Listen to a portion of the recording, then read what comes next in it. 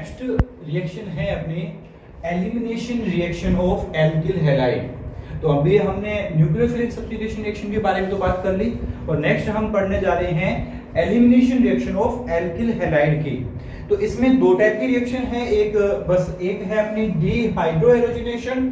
तो ध्यान से समझिएगा कि ये हमारा कोई एल्किल हैलाइड, इस एल्किल हैलाइड में से ये हाइड्रोजन हमें हटाना है और ये X हमें हटाना है। तो यहाँ पे कोई भी डिहाइड्रोहेलोजिनेटिंग एजेंट हम यूज करेंगे, लाइक एल्कोहलिक KOH यूज कर सकते हैं, एल्कोहलिक KOH या alcoholic NaOH, like sodamide use कर सकते हैं, सोडामाइड भी लिखा मिल सकता है, और लाइक हम मेथेनॉल प्लस मेथेनोक्साइड भी यूज कर सकते हैं, सोडियम मेथेनोक्साइड, तो ये भी यूज कर सकते हैं। तो इनमें से कोई भी एक डिहाइड्रेटिंग एजेंट हमें डिहाइड्रोहेलोजिनेटिंग एजेंट दिया होगा तो उसे हमें यहाँ पे यूज करना है और इससे ये दोनों हटेंगे तो एलिमिनेशन का प्रोडक्ट आप लोग जानते ही हैं, सिर्फ और सिर्फ एल्किन होता है।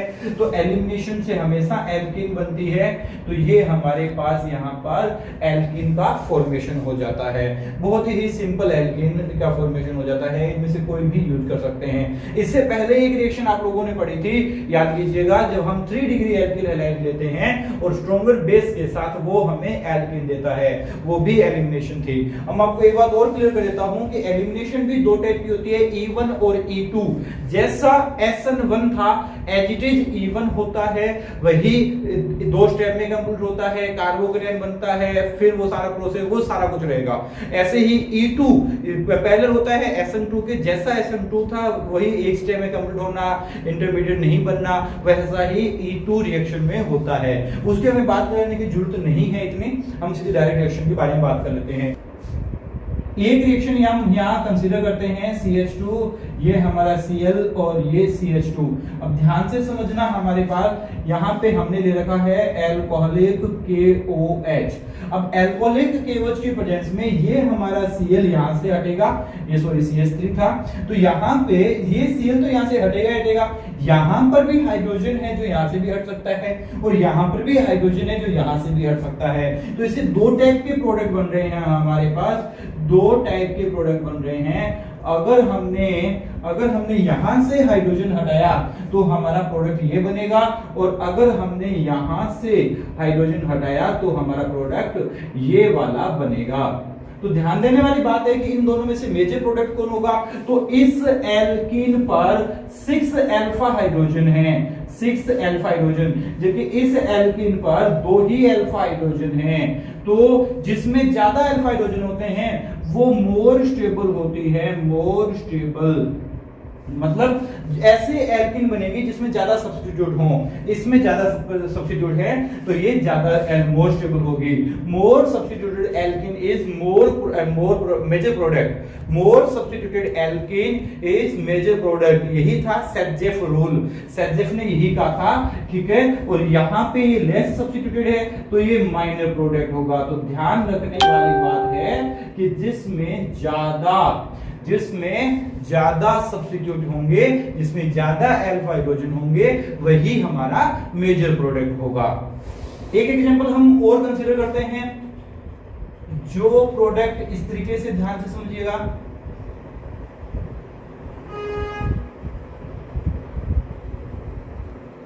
अगर मैं इस वाले की बात करूं और यहां पे हम एल्कोहलिक KOH लेते हैं, ठीक है, तो ये मैकेनिज्म, क्योंकि इस पे ज्यादा बड़े बड़े ग्रुप जुड़े हुए हैं, बल्कि ग्रुप जुड़े हुए हैं, तो ये जाहिर सी बात है E1 के थ्रू होगी। E1 के थ्रू होगी तो मतलब इसमें कार्बोकेटायन भी बनेगा, 2 स्टेप में कंप्लीट होगी।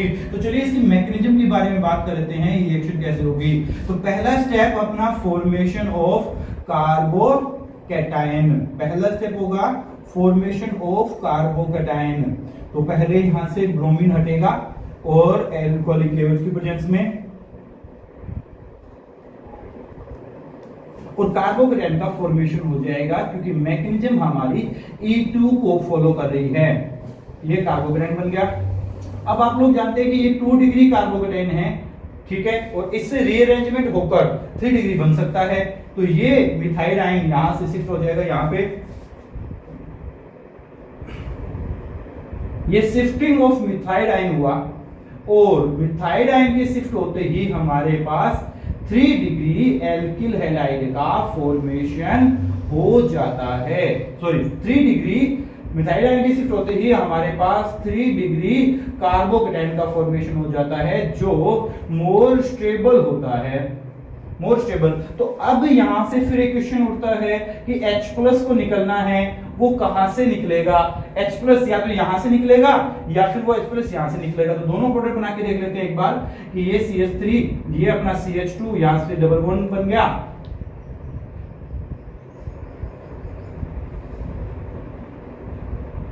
और एक प्रोडक्ट हमारा इस तरीके का बन जाता है। अगर मैंने यहां से हाइड्रोजन को रिमूव किया है या फिर मैं यहां से हाइड्रोजन को रिमूव करूंगा तो मेरे पास दूसरा प्रोडक्ट बन जाता है।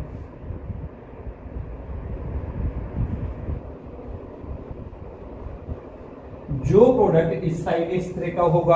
अब आप लोग समझ रहे होंगे कि यहां पर अल्फा हाइड्रोजन 12 अल्फा हाइड्रोजन है, जबकि यहां बात करूं तो यहां पे 4 अल्फा हाइड्रोजन है।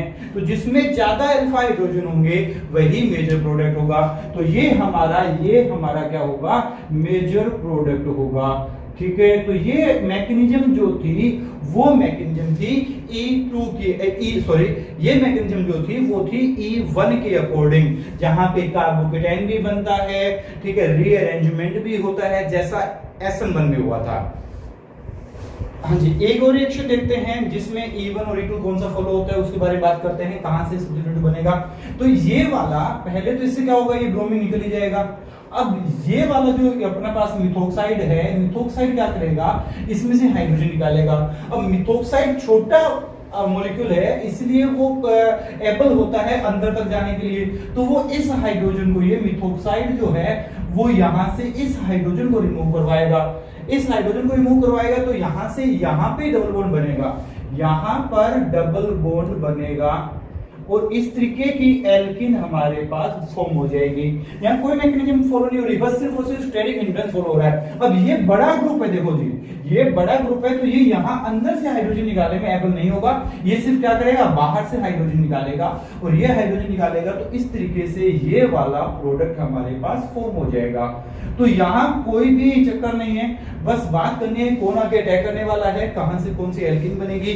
तो ये हमारे इस पे भी ध्यान रखने वाली बात है कि आने वाला अटैक करने वाला भी छोटा या बड़ा कैसा है, स्टेरिक हिंड्रेंस उस पे कैसा लग रहा है, वो कहां से हाइड्रोजन को रिमूव करवाएगा, मतलब H+ को रिमूव करवाएगा, वो भी यहाँ पे बहुत ध्यान देने वाली बात है। इसी के रिलेटेड एक क्वेश्चन और हम यहाँ पे कंसीडर कर लेते हैं, जैसे कि हमारे पास ये वाला कंपाउंड अगर दिया हुआ हो CH3 ब्रोमीन और हाइड्रोजन, तो मुझे आप इसमें ये क्वेश्चन का आंसर बताएंगे। ठीक है, कि यहाँ पे हमने दो टाइप के मॉलिक्यूल, दो टाइप से रिएक्शन करवा रहे हैं, एक तो इसके साथ रिएक्शन करवा रहे हैं और एक इसकी रिएक्शन हम इसके साथ करवा रहे हैं। तो इन दोनों से हमारे पास प्रोडक्ट क्या बनेगा, ये आज आपका होमवर्क रहेगा। इसका सेकंड टाइप होगा डीहैलोजिनेशन, जिसमें हम डाई हेलो हैलाइड के बारे में बात कर रहे हैं और इसकी रिएक्शन करवा रहे हैं जिंक के साथ। तो चलिए इसकी मैकेनिज्म के बारे में बात करते हैं। तो यहां पे क्या होगा, सबसे पहले ये हैलोजन है, यहाँ पे ये CH2 है, X है, सबसे पहले फॉर्मेशन हो कार्बोकेटाइन होगा, कार्बोकेटाइन का फॉर्मेशन होगा और ये हैलोजन जो है वो यहाँ पर, और ये बन गया आपके पास, सॉरी यहाँ पे कार्बोकेटाइन 2 डिग्री कार्बोकेटाइन बनेगा, ये हैलोजन H+ रहेगा। अब इस कार्बोकेटाइन को जिंक जो है वो अपने 2 इलेक्ट्रॉन यहाँ पे प्रोवाइड करवा देगा। ठीक है, यहाँ पे 2 इलेक्ट्रॉन इसको प्रोवाइड करवा देगा, तो जिससे ये जिसके पास 6 इलेक्ट्रॉन थे, कार्बोकेटाइन के पास 6 इलेक्ट्रॉन होते हैं, 2 इलेक्ट्रॉन और आ गए तो ये कार्बो एनाइन में कन्वर्ट हो जाएगा। तो अगर इसके पास 2 इलेक्ट्रॉन आ गए तो ये कार्ब एनाइन में कन्वर्ट हो जाएगा और ये हैलोजन। अब क्या होगा कि इस बॉन्ड के इलेक्ट्रॉन को लेके निकल गया आपका हैलोजन, हैलोजन यहां से निकलेगा तो हैलोजन पीछे कुछ नहीं छोड़ के जा रहा, तो ये वाला आके यहाँ पे बॉन्ड का फॉर्मेशन कर लेगा और इस तरीके से एल्कीन का फॉर्मेशन हो जाएगा। ये तब होगा जब हमारे पास डाई हेलो एल्केन दिया हुआ हो। ये तो थे हमारे पास विसिनल डाई हैलाइड, विसिनल मतलब पास पास वाली कंडीशन पे होते हैं तब इसे विसिनल डाई हैलाइड बोलते हैं। और अगर जैम डाई हैलाइड हो, जैम मतलब जब दोनों एक ही कार्बन पे प्रेजेंट हो, एक एग्जांपल हम यहाँ कंसीडर करते हैं, जैसे ये क्लोरीन और ये क्लोरीन हो, और अगर यहाँ पे 2 जिंक हो, 2 जिंक लेने पड़ेंगे, तो यहाँ पे ये दूसरा मॉलिक्यूल ऐसा का ऐसा, ठीक है। तो इस कंडीशन में क्या होगा कि ये वाले जो जिंक है वो इस क्लोराइड को 2Zn मतलब यहां से अपना अलग हो जाएगा 2ZnCl2, और पीछे बचा हुआ एज इट इज अपना डबल बॉन्ड से जुड़ जाएगा। तो ये CH3, ये CH और ये CH और ये अपना CH3, तो ये हमारे पास एल्कीन बन गई। इस तरीके से एल्कीन बन जाएगी। और ये 2ZnCl2 यहाँ पे अलग हो जाएंगे, वहां पे भी इसे 2 इलेक्ट्रॉन देने के बाद ये +2 में कन्वर्ट हुआ था, तो इसके साथ साथ ये 2 हैलाइड भी यहाँ से निकले हैं, तो इसके साथ साथ ये जिंक हैलाइड भी यहां से रिमूव होता है। तो ऐसे ही इस रिएक्शन में भी ऐसा ही होगा, ठीक है। तो ये हमारा डाई हैलोजिनेशन भी कंप्लीट हो गया। नेक्स्ट अपनी थर्ड रिएक्शन आती है रिएक्शन विद मेटल्स के साथ, रिएक्शन विद मेटल। इस रिएक्शन विद मेटल में एक इंपॉर्टेंट रिएक्शन होती है जो 11th क्लास में भी आ गई है, और वो होती है सोडियम के साथ, ठीक है। तो 2 मॉलिक्यूल इसके लिए जाते हैं, 2 ही मॉलिक्यूल इसके लिए जाते हैं।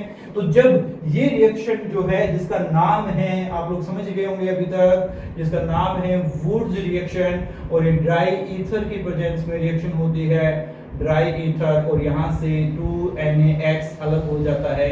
इस रिएक्शन का नाम है वुड्स रिएक्शन। इसकी मैकेनिज्म 2 टाइप की होती है, ये बात भी ध्यान रखना।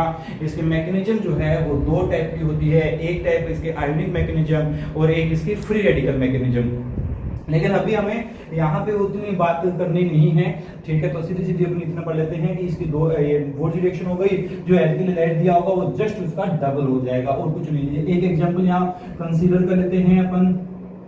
सपोज दैट अपने को ये एग्जांपल दे दिया जाए, तो इसका प्रोडक्ट क्या बनेगा वो आप मुझे कमेंट बॉक्स में कमेंट करके बताएंगे, ठीक है। सिंपल सा ये एग्जांपल है, बहुत ही सिंपल, बस कुछ नहीं करना है, इसको हटाना है, ये 2 Cl हट जाएंगे और दोनों NaCl बन जाएंगे, ठीक है। तो यहाँ से एक प्रोडक्ट बन जाएगा, आप उसका नाम, उसका IPC नेम कमेंट बॉक्स में कमेंट कर सकते हैं।